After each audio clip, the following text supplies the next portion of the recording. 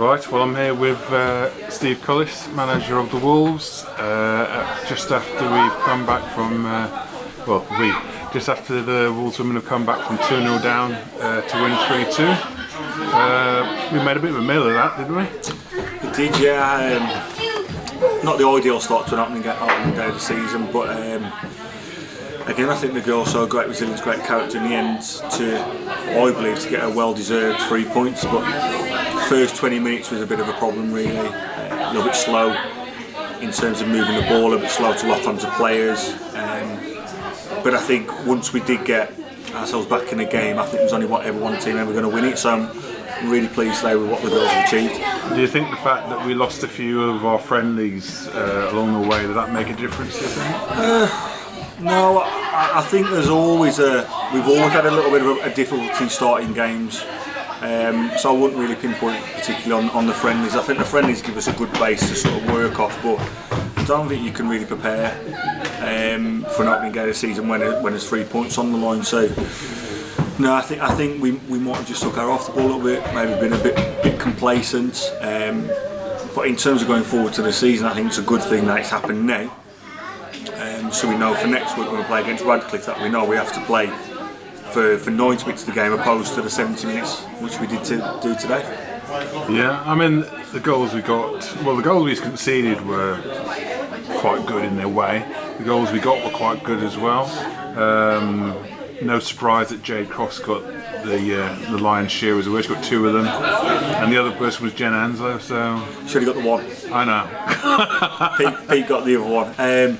Obviously, Jade had a fantastic year last season, been top goal scorer. So she's naturally the person that we look to and give her the responsibility to put the ball in the back of the net. Now, I think early on she had a couple of chances which we missed. But the good thing with Jade, that she's got a positive attitude. It didn't let her affect her.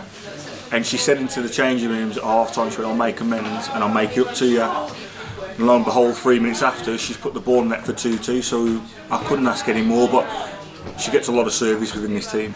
So I think Jade has to take really good heart, and she has to pay tribute to the amount of service that she gets as a striker, which is fantastic for any attacking player that plays within our team.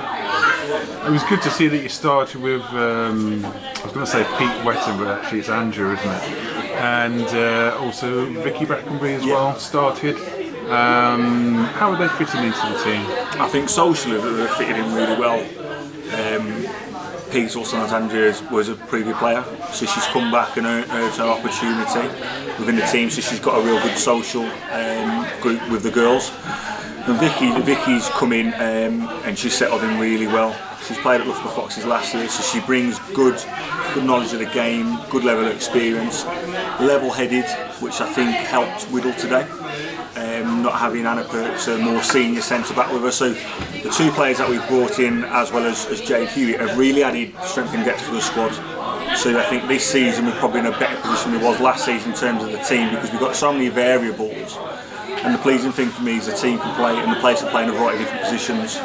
So there was options from the bench, which is fantastic, but there was options on the pitch which I could have changed if needed. So all in all, I'm really pleased with the squad today, and it's going to be tough for places. Competition's going to be tough. It's going to be a difficult challenge for me to pick 16 players each week, but that's why we love the game. Exactly, it's a challenge worth having. It is, yeah, it is. It was also very positive, I thought, to see the mix of old, I say old in the nicest possible way, but older players and younger players. I mean, you had 3 under-18s on the bench, but when they came on and performed, I thought. Hannah Johnson came on first half, and she performed throughout. And even though Nikki Lal and Anna Locke came on towards the end, I thought they performed very well when they came on.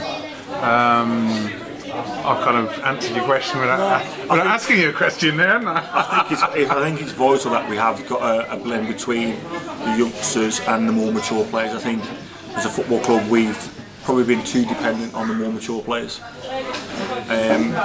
which has been a problem because when they've moved on, we haven't anyone to fill the void. So there's a real emphasis here at Wolves Women about youth development. So Hannah and Anna now are full-fledged first-team players where they had the experience last season. Nikki, for me, has been fantastic in training, been exceptionally good during the pre-season friendlies and earned her opportunity to play. And I think the 15-minute cameo she had shows what ability she has.